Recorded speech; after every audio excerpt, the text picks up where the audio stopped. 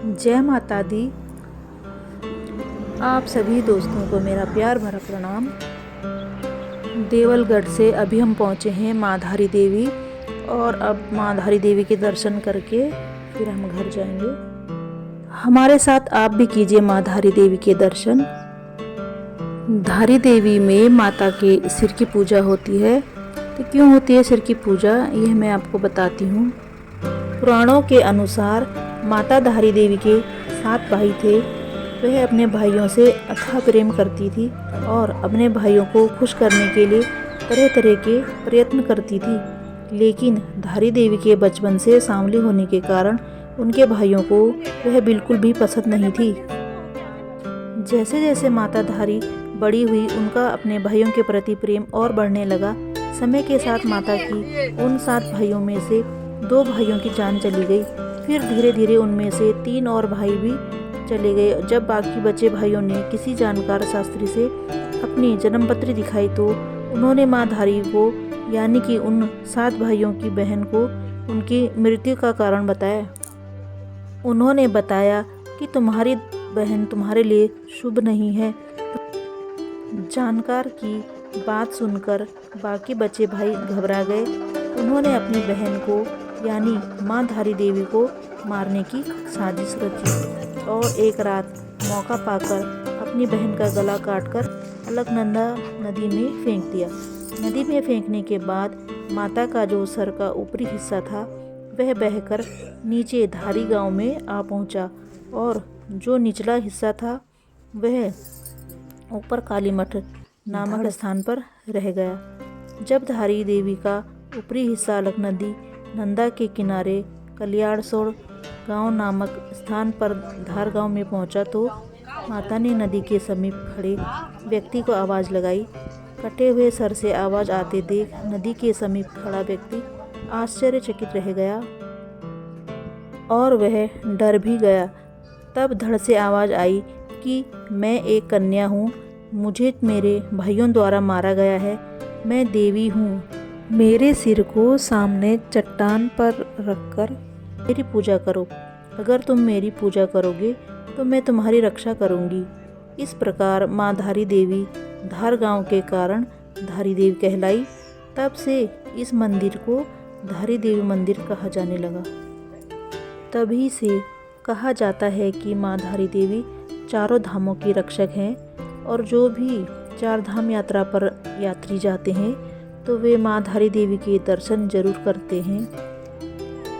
और माँ धारी देवी के बारे में एक और कहानी प्रसिद्ध है।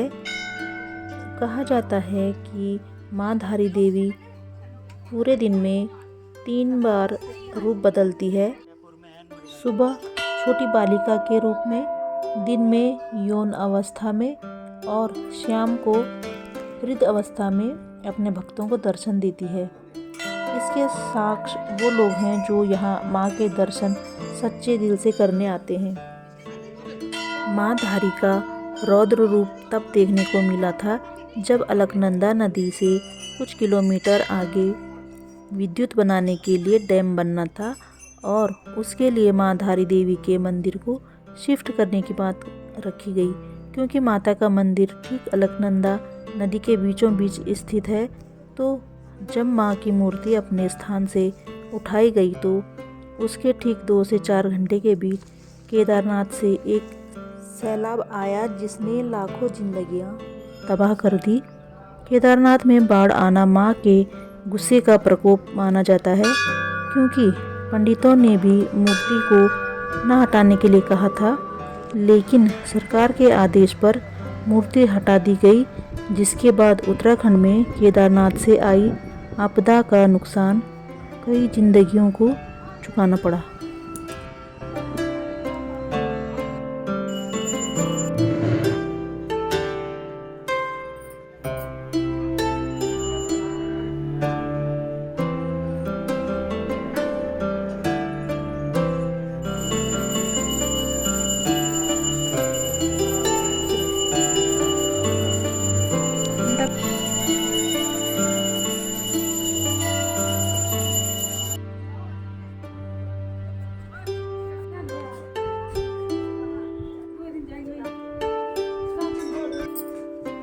माता के दर्शनों के बाद अब हम चलेंगे नीचे नदी में।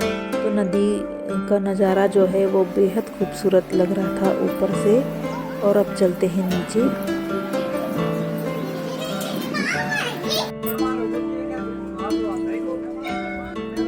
दूर से मंदिर बहुत ही खूबसूरत लग रहा है, एकदम शांत वातावरण है। और अभी हम आ गए हैं सामने वाले पुल पर, जो कि यहाँ से बहुत ही सुंदर लग रहा है। इसके बाद जाएंगे हम नदी में।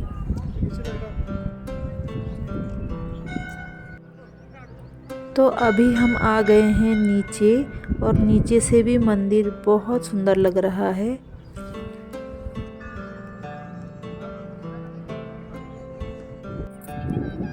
अब चलते हैं नदी के पास।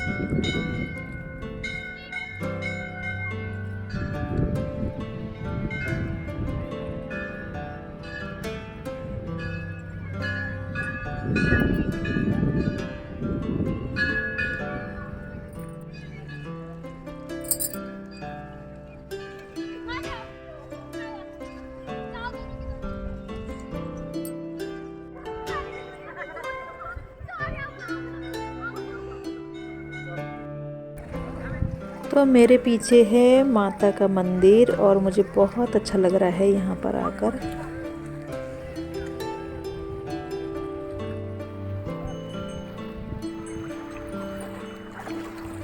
इस वक्त मौसम भी बहुत अच्छा है, हल्की हल्की धूप खिली है और हवा चल रही है।